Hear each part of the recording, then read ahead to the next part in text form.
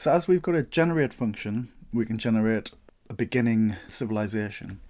Now we want to regenerate, so each cycle of life we need to go through each cells, get the neighbours and run it through the algorithm to find out whether that cell persists or dies or comes to life.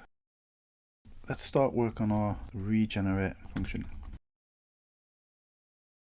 So it should take a generation and run it through the algorithm. So, and update, we'll just say update. So what we'll do first is we'll just use our existing code. We'll create some cells from the generate function.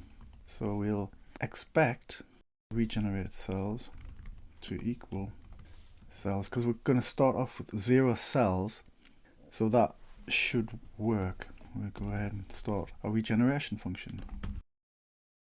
So let's just take in cells and just for now return cells. That breaks because we're not exporting it. The good thing about test-driven development and not getting too complicated straight away is you want to be focusing on one thing at a time. So that's the import, the export, and the actual use of it. So now we can actually start focusing on our tests and our function. So actually we'll change this. Again, your tests, you can rewrite your tests as you go along. Refactoring could mean the tests and the game, any type of refactoring. So it should not update. So what we're going to do next, if we have, let's say, a generation 2 by 2 and the cells, let's just set the first one to be alive. Because we know what our algorithm is like. If there's no neighbours, then it should die. So let's just test for that.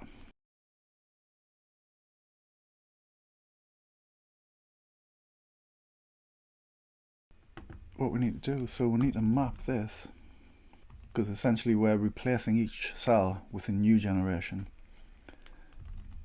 Let's just use our is alive. Let's just hard code the 0. So this is, again, it's baby steps. We're formulating how we're going to solve this problem. We know that we need to iterate over each cell. We know we need to generate a new cell based on its neighbours and whether the cell is alive. And we've already done the test for the is alive. So this kind of is an integration test as well, but it's very, very slight. I wouldn't say it was a different module. Like an integration test is more like 2 different modules being used together, where this is a function. So that means we don't have to get too nitty-gritty on this test because we know our logic is correct. I think that's a good starting point. Okay, now we've got the regenerate function set up and we're passing, or we've got the isAlive function set up. We need to pass in the cell's neighbours. Let's go ahead and start a new test. Let's start off small. We know from looking at the cells that if we have 3 cells and the next cell is dead, then that cell should come to life. So that means if we have an array of 4 and 3 of them being alive, the 4th one should come alive. That'll be the top left, top right, bottom left, and then the last one is dead. So we should expect regenerate cells to equal all live. Yep, that fails because really what we need to do now is count neighbours and pass in something there.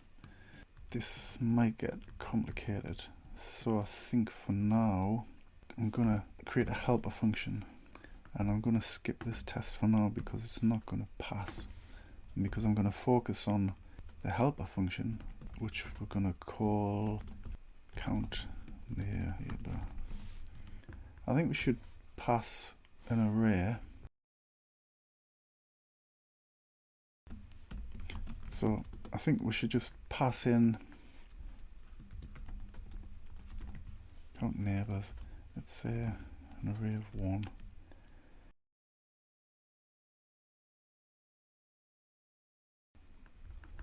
So we can skip test by prefixing an X on the test. And this is our failing test. So that's because we don't have count neighbours.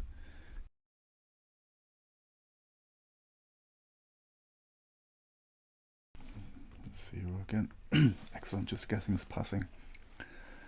So the next test, let's take the scenario before. So I should count 2 neighbours.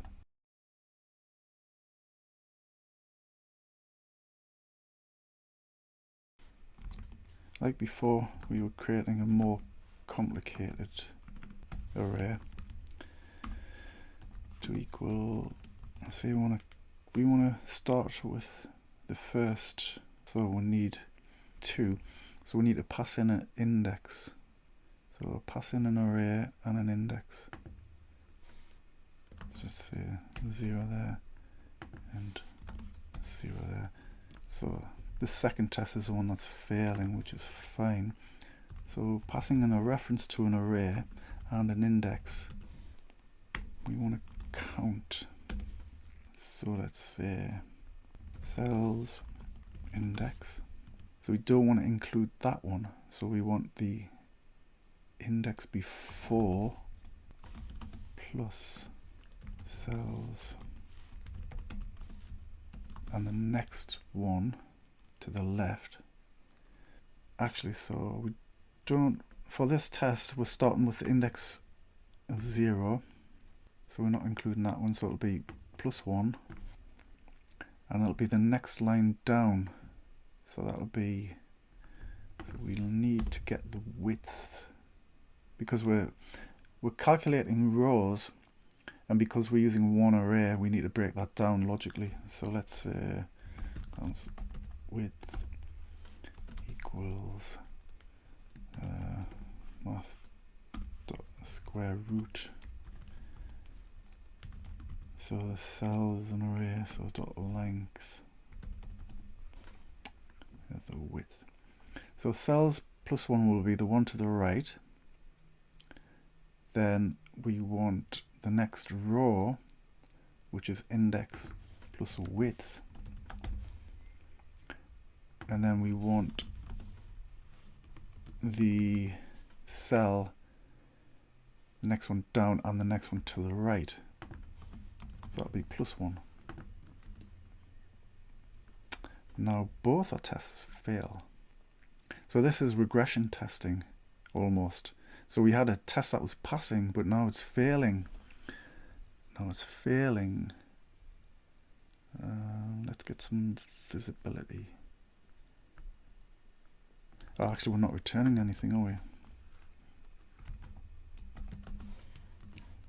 Let's see.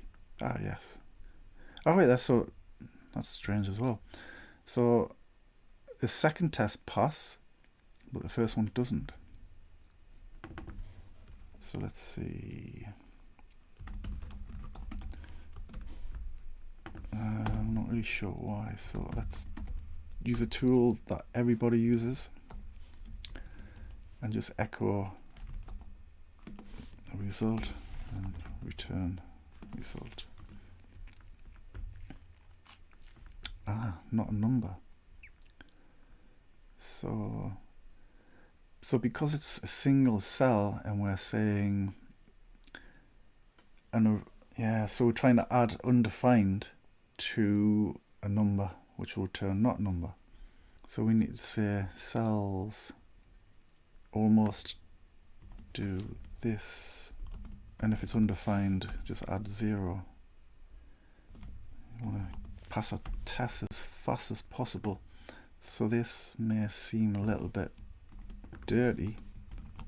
That's fine, just the dirtiness doesn't last that long. Right, that passes. That's interesting. So how can we remove duplication now?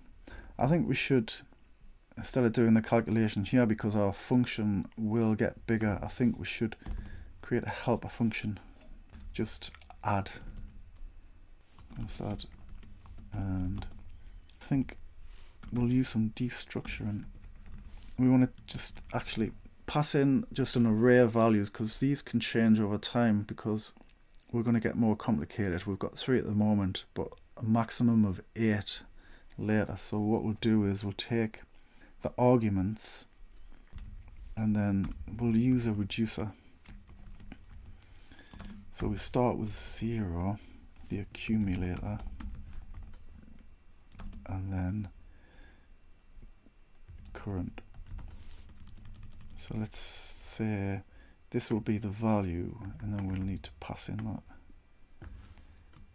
So it'll be accumulator, return accumulator plus, I think we'll just do current. And if that's falsy, even though 0 is falsy, we'll just default to 0. Let's add cells like that, and get rid of these, because this refactoring gets rid of the duplication there, and get rid of these, and get rid of that one. Let's see, fingers crossed it still passes. Oh, that's good. So now just do return add, just to clean it up a bit. That's looking much better. So now we can start getting a little bit more complex.